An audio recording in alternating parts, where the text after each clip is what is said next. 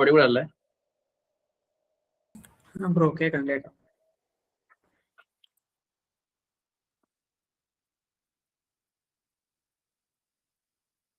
So unity വെച്ചിട്ട് ഒരു animation എങ്ങനെ ക്രിയേറ്റ് ചെയ്യണമെന്ന് ജസ്റ്റ് പറഞ്ഞുതരാം. സോ ഫസ്റ്റ് ഓഫ് ഓൾ ഒരു normal 3D plain screen sharing അല്ലേ ഏട്ടാ? സ്ക്രീൻ ഷെയർ ഓൺ ആയിട്ടാ.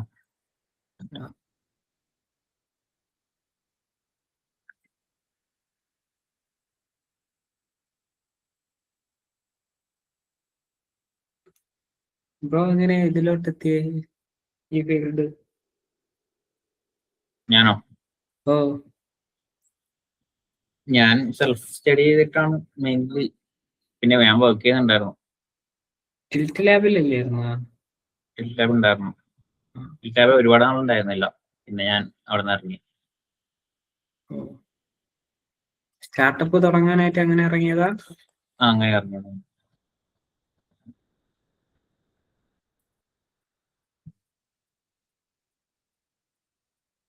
സ്ക്രീൻ കാണുന്നില്ലേ? സോ ഒരു ആനിമേഷൻ യൂണിറ്റിൽ എങ്ങനെ ആനിമേഷൻ ക്രിയേറ്റ് ചെയ്യുന്ന പറഞ്ഞുതരാം. സോ നമ്മളൊരു പ്ലെയിൻ ജസ്റ്റ് ഒന്ന് ക്രിയേറ്റ് ചെയ്തിട്ട് അതിലൊരു 3D ഒബ്ജക്റ്റ്, ക്യൂബ്, സ്ഫിയർ അങ്ങനെ എന്തെങ്കിലും ഒരു ഒബ്ജക്റ്റ് ക്രിയേറ്റ് ചെയ്യുന്നു. ഓക്കെ, ഇതിപ്പം സിമിലർ കളർ ആയതുകൊണ്ട് ഞാൻ ജസ്റ്റ് ഇതിന്റെ കളർ ഒന്ന് മാറ്റുവാണ്. ഓക്കെ, സോ നമുക്ക് ആനിമേഷൻ ക്രിയേറ്റ് ചെയ്യാൻ ഫസ്റ്റ് ഓഫ് ഓൾ ഇവിടെ ഒരു ആനിമേഷൻ ടാബ് ഉണ്ടാവും. ഈ ആനിമേഷൻ ടാബ് ഇവിടെ കാണുന്നില്ലെങ്കിൽ നമ്മളിവിടെ വിൻഡോയിൽ പോയിട്ട് ഇവിടെ ആനിമേഷൻ എന്ന് പറഞ്ഞൊരു ഓപ്ഷൻ ഉണ്ട്. ഈ ഒരു ഓപ്ഷൻ ക്ലിക്ക് ചെയ്താൽ ഇവിടെ ആനിമേഷൻ എന്ന് പറഞ്ഞിട്ടൊരു ബട്ടൺ കാണും. സോ ഈ ബട്ടൺ ക്ലിക്ക് ചെയ്യുകയാണെങ്കിൽ ഇങ്ങനെ ഒരു ആനിമേഷൻ വരും. സോ ഇത് നിങ്ങൾ ഫസ്റ്റ് ടൈം ക്ലിക്ക് ചെയ്യുമ്പോൾ ഇങ്ങനെ ഉണ്ടാവുക, ഒരു സെപ്പറേറ്റ് വിൻഡോ ആയിട്ടാണ് കാണുക. അങ്ങനെയാണെങ്കിൽ നിങ്ങൾ ഇവിടെ ടോപ്പ് ലെഫ്റ്റിൽ ആനിമേഷൻ എന്ന് പറഞ്ഞ ഈ ഒരു ബാർ ജസ്റ്റ് ഇവിടെ ഒന്ന് ഡ്രാഗ് ചെയ്തിട്ട് ഈ കൺസോൾ എന്ന് പറഞ്ഞതിന്റെ റൈറ്റ് സൈഡിലോട്ട് ജസ്റ്റ് ഒന്ന് ഡ്രാഗ് ചെയ്തിടാം. അങ്ങനെയാണെങ്കിൽ ഇത് ഇതിന്റെ ഉള്ളിൽ ഫിക്സ്ഡ് ആവും. ഓക്കെ, ഇനി ആനിമേഷൻ ക്രിയേറ്റ് ചെയ്യാൻ വേണ്ടിയിട്ട് നമ്മൾ ഏതിനാണ് ആനിമേഷൻ വേണ്ടതെന്ന് വെച്ചാൽ ആ ഒരു ഒബ്ജക്റ്റ് ക്ലിക്ക് ചെയ്യാം. എന്നിട്ട് അവിടെ നിന്ന് ക്രിയേറ്റ് ബട്ടൺ ക്ലിക്ക് ചെയ്തിട്ട് ജസ്റ്റ് ഇവിടെ നമുക്ക് എന്തെങ്കിലും ഫയൽ നെയിം കൊടുക്കാം. ന്യൂ ആനിമേഷനോ ആനിമേഷൻ അങ്ങനെ എന്തെങ്കിലും നമുക്ക് ഇഷ്ടമുള്ളൊരു നെയിം കൊടുക്കാം.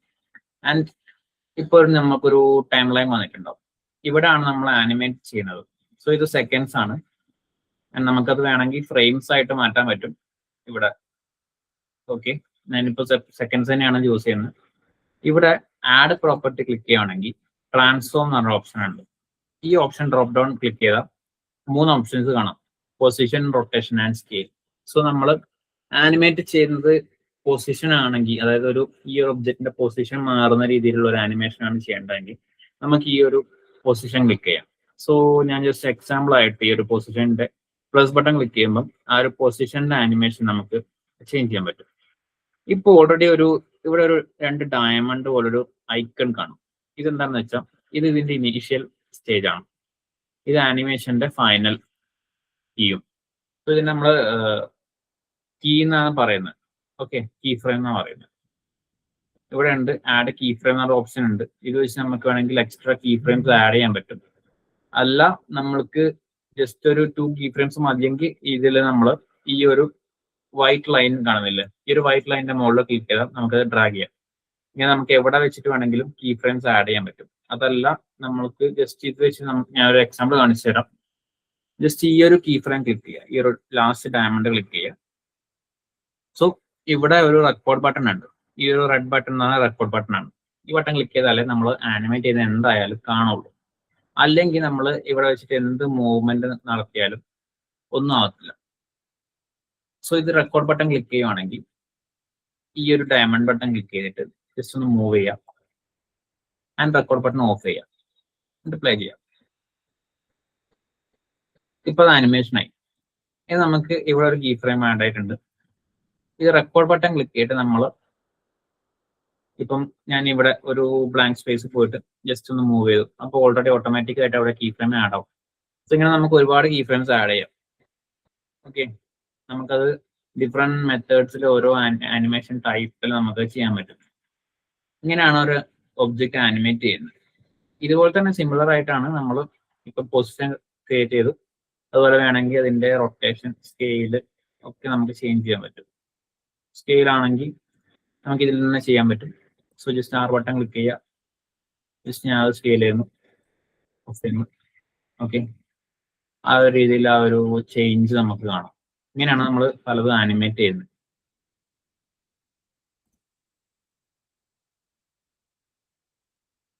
സോ ഇപ്പം ഒരു ഫീനിക്സ് ബേർഡിനെ നമ്മൾ ഇന്നലെ ഇമ്പോർട്ട് ചെയ്തിട്ടുണ്ടായിരുന്നു. ആ ഒരു ബേർഡ് ഓൾറെഡി ബിൽട്ടിൻ ആയിട്ട് ആ ബേർഡിൽ ആനിമേഷൻ ഉള്ളതാണ്. അപ്പൊ നമ്മൾക്ക് അങ്ങനെയുള്ള മോഡൽസ് ഇമ്പോർട്ട് ചെയ്യുകയാണെങ്കിൽ അതിന്റെ ആനിമേഷൻ ഓൾറെഡി ഇപ്പം 3D മോഡലിംഗ് സോഫ്റ്റ്വെയർസ്, ബ്ലെൻഡർ അല്ലെങ്കിൽ മായ അതുപോലത്തെ സോഫ്റ്റ്വെയർസിൽ നിന്ന് ഓൾറെഡി അവർ ചെയ്ത് വെച്ച ഒരു ആനിമേഷൻ അയക്കാം. അപ്പൊ നമുക്ക് അത് ഇതിലേക്ക് ഇമ്പോർട്ട് ചെയ്താൽ നമുക്ക് ഡയറക്റ്റ് ആക്സസ് ചെയ്യാൻ പറ്റും. സോ ഈ ഒരു ബേർഡിന്റെ ആനിമേഷൻ കീ ഫ്രെയിംസ് ആണ് ഈ കാണുന്നത്. ഇത്രയും വലിയൊരു ആനിമേഷൻ കീ ഫ്രെയിംസ് ആണ്. സോ ഇത് മാറുന്നതിനനുസരിച്ച് നമുക്ക് ആ ഒരു മൂവ്മെന്റ് കാണാം. സോ ഇതിന് ഓൾറെഡി ഒരു ആനിമേഷൻ ഉണ്ട്. അതായത് ഇപ്പൊ ഇവിടെ നോക്കുവാണെങ്കിൽ ഇവിടെ ആനിമേഷൻ എന്ന് പറഞ്ഞ ഒരു കമ്പോണന്റ് കാണാം. ഈ ഒരു കമ്പോണന്റ് വെച്ചിട്ടാണ് നമ്മൾ ഇത് ആനിമേഷൻ ഉണ്ടോ ഇല്ലയോ മനസ്സിലാക്കുന്നത്. ഇത് ഈ ടേക്ക് ആണ് ഈ ആനിമേഷൻ പ്ലെയർ. സോ നമ്മളിത് ജസ്റ്റ് പ്ലേ ചെയ്യുവാണെങ്കിൽ ഫസ്റ്റ് ഓഫ് ഓൾ ആ ഒരു ക്യാമറ ഒരു ബേർഡിന്റെ ഓറിയന്റേഷനിൽ വെക്കാം.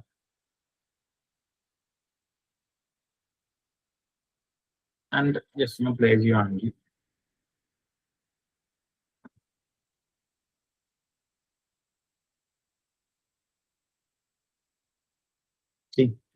ഔട്ട്പുട്ടിൽ നമ്മൾ ആ ഒരു ബേർഡിന്റെ ആനിമേഷൻ കാണുന്നുണ്ട്.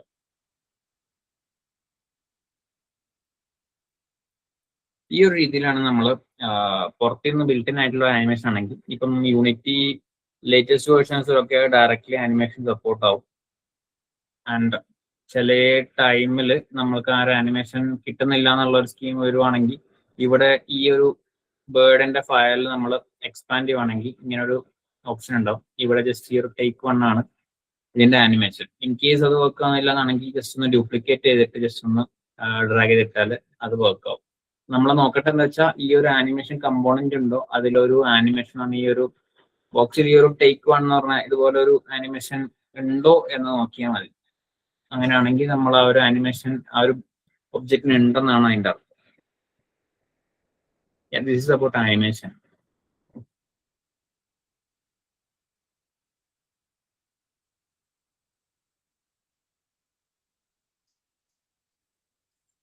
ഓക്കെ, വേറെ എന്തെങ്കിലും വേണോ? ഇതിൽ കൂടുതൽ വേണോ? Bro okay, thanks bro. നമ്മൾ ഇന്നലെ ഇട്ടപ്പം മിസ്സായി, അത് റെക്കോർഡിങ് അല്ലായിരുന്നു. കുഴപ്പമില്ല. പിന്നെ കാര്യം കഴിഞ്ഞിട്ടാണ് ഞാൻ ഇങ്ങനെ പറഞ്ഞിട്ട് എടുത്തില്ലായിരുന്നു ആ ബ്രോ. ആക്സസ് എന്റെ ഇല്ല ഇമെയിലിന്റെ. സോ അങ്ങനെ അവസാനം ഞാൻ അപ്പൊ ഇതിനെങ്ങനെ കട്ട് ചെയ്തിടാണോ? ഇതിപ്പം സെപ്പറേറ്റ് ആയിട്ടാണ് ഇപ്പൊ എടുത്തത്. ഓക്കെ, അല്ല ഇതിപ്പം ഈ ലാസ്റ്റ് നമ്മൾ ഈ സംസാരിക്കുന്നൊക്കെ കട്ട് ചെയ്തില്ലെന്ന് വിചാരിക്കുന്നു. അതൊക്കെ കട്ട് ചെയ്തിട്ട് പിന്നെ നേരത്തെ ലാസ്റ്റ് പോർഷൻ സെക്ഷൻ അത് കട്ട് ചെയ്തേക്കാം, പറഞ്ഞേക്കാം. ഡേ 1, 2 വലിയ വ്യത്യാസമൊന്നുമില്ലല്ലോ, അത് അതേപോലെ അങ്ങ് ചെയ്താൽ പോലെ. അതിൽ വേറെ വലിയ ഇതില്ലല്ലോ. ഇല്ല, അത് ഓക്കെ ആയിരുന്നല്ലോ. ഇന്ന് മാത്രമേ ഇപ്പം ലാസ്റ്റ് ആരും എൻഗേജ് ആയില്ലല്ലോ. അപ്പൊ പിന്നെ ഞാൻ ജസ്റ്റ് ആ ഒരു വൈൻഡ് അപ്പ് ചെയ്യാന്ന് പറയുന്ന അവിടം വരെ മതിയാവും. അതിനുശേഷം ഒന്നും ഇല്ലല്ലോ. പിന്നെ ബ്രോ ഈ ആ ക്യാമറ നമ്മൾ ബാക്കിലോട്ട് വെക്കുമ്പോ ഈ ഇടയ്ക്കുള്ള ഭാഗം ഫീനിക്സിന്റെ കാണാൻ പറ്റില്ല, അത് എന്തുകൊണ്ടാണ്? അത് അതിന്റെ ക്യാമറ ക്ലിപ്പിംഗ് ആണ്. മനസ്സിലായി?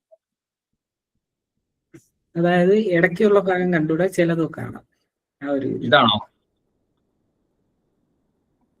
ഉദ്ദേശിച്ചത്? ഇതന്നെ. അത് ക്യാമറയുടെ വ്യൂ അങ്ങനെ ആയതുകൊണ്ടാണ്. ക്യാമറ നമുക്ക് അഡ്ജസ്റ്റ് ചെയ്ത് അത് മാറ്റാൻ പറ്റും. ഇവിടെ ഈ നിയർ ഫാർ ക്ലിപ്പിംഗ് പ്ലെയിൻസ് എന്ന സംഭവമുണ്ട്. ഇൻ കേസ് നമ്മളത് ചില സ്ഥലത്ത് ഈ ഒരു സംഭവം മാറ്റുവാണെങ്കിൽ നമുക്ക് അതിന്റെ ഒരു വ്യൂ മാറ്റാൻ പറ്റും. ഇതിപ്പം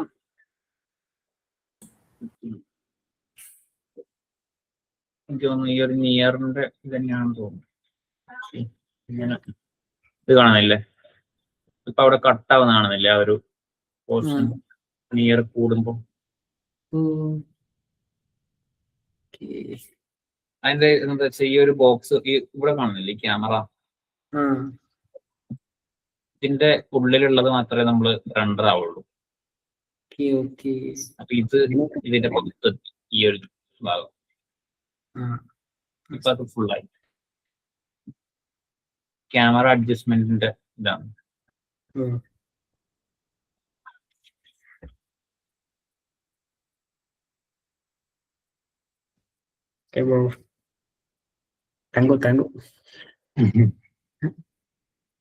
ബ്രോ ഫോർത്ത് ഇയറാ? അല്ലല്ല, second year. Second year computer science ആണ്. അതെ അതെ, കമ്പ്യൂട്ടർ സയൻസ്. സെഷൻസ് ഓക്കെ ആയിരുന്നില്ലേ? കുഴപ്പമുണ്ടായിരുന്നു. എടുത്ത സെഷൻസ് ഓക്കെ ആയിരുന്നില്ലേ? ഓക്കെ തന്നെ. ഞാൻ വിചാരിച്ചിരുന്നു മറ്റേ ഇതും കൂടെ പറയുമായിരിക്കുന്നു, മറ്റേ റിജിഡ് ബോഡിയുടെ കാര്യമൊക്കെ. മറ്റേ സ്ക്രിപ്റ്റ് ചെയ്യാൻ നേരത്ത് നമ്മൾ അത് ചെയ്യാറുണ്ടല്ലോ പൊതുവെ. അതുണ്ടായിരുന്നു. ഇതിപ്പം ആകെ 8 പേരേ ഉള്ളൂ. ഞാൻ ചോദിച്ചപ്പോ ആരും ഒന്നും അതിനെ കുറിച്ചൊരു മറുപടിയും കിട്ടിയില്ല. അപ്പൊ പിന്നെ ഇവർക്ക് ഇത് കിട്ടുന്നുണ്ടോ ഇല്ലയോ എന്ന് ചോദിച്ചിട്ട് അതുപോലെ ഒരു മറുപടി കിട്ടിയില്ല. അപ്പൊ ഞാൻ വിചാരിച്ചു എന്തായാലും ഇനി ഫോർവേഡ് ചെയ്തിട്ട് കാര്യമില്ല. എന്നും ചോദിക്കണം മറ്റേ ആ പയ്യന്മാരെ ഇല്ലേ, ഒരു 2-3 പേരുണ്ട്.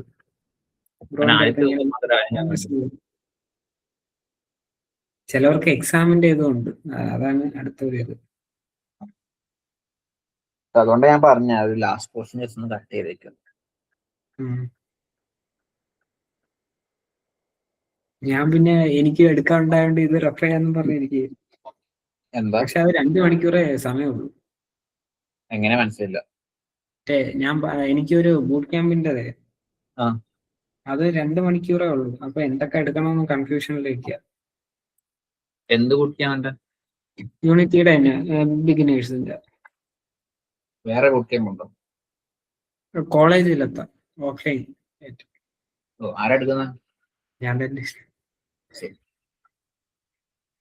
ഞാൻ വേണമെങ്കിൽ ഓഫ്ലൈൻ വർക്ക്ഷോപ്പ് ചെയ്യാം കേട്ടോ.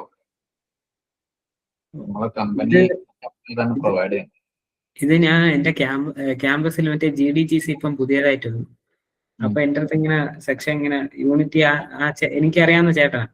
അപ്പൊ പുള്ളി ഇങ്ങനെ ഗെയിം ഡിസൈനും കാര്യങ്ങളൊക്കെ ഇഷ്ടമുള്ള ആളാണ്. അപ്പൊ എന്റെ അടുത്ത് ഇങ്ങനെ ചെയ്യാൻ പറ്റുമെന്നൊക്കെ ചോദിച്ചു. അപ്പൊ ഞാൻ ഒന്ന് പറഞ്ഞു. പിന്നെ നിങ്ങളുടെ കോളേജിൽ വേറെ എന്തെങ്കിലും സെഷൻസ് വേണമെങ്കിൽ പറഞ്ഞാൽ മതി, ഞാൻ പ്രൊവൈഡ് ചെയ്യാം, അറേഞ്ച് ചെയ്ത് തരാം.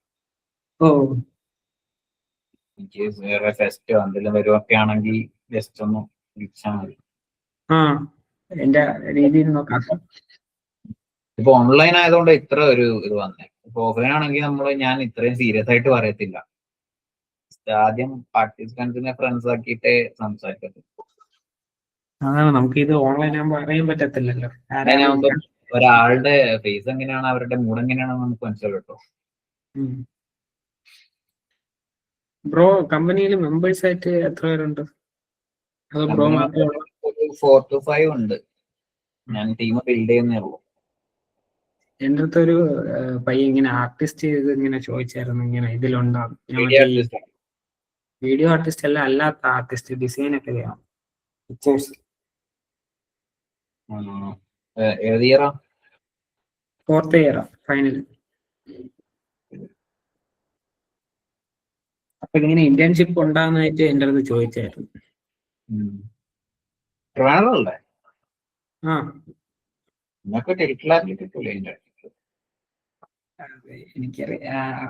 എനിക്കറിയത്തില്ല അതിന്റെ വലിയ കാര്യങ്ങൾ. എന്റെ അടുത്ത് ഇങ്ങനെ ചോദിച്ച് ഇതിലിങ്ങനെ ഇന്റേൺഷിപ്പ് ഉണ്ടാ ഇങ്ങനെയാണെന്നൊക്കെ. നമ്മളിപ്പോ എന്തായാലും ഇന്റേൺഷിപ്പ് ഇപ്പോ ഇല്ല, ഒരു 3 monthസിനുള്ളിൽ ചിലപ്പം സ്റ്റാർട്ട് ചെയ്യുമായിരിക്കും.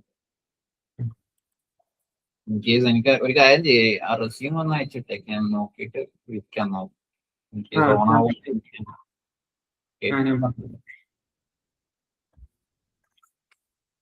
അപ്പോ ഓക്കെ, ശരി. ഓക്കെ, അടുത്ത പരിപാടിക്കൊക്കെ കാണാം. ആ ഗ്രൂപ്പ് ഒന്ന് ഇടയ്ക്ക് ഇങ്ങനെ സെക്ഷനൊക്കെ ആരെങ്കിലും പിള്ളേരെ എല്ലാം ചോദിച്ചൊന്നേ പറഞ്ഞു കൊടുക്കാൻ പറ്റുമോ? അത് ചെയ്യാം. Okay, thanks.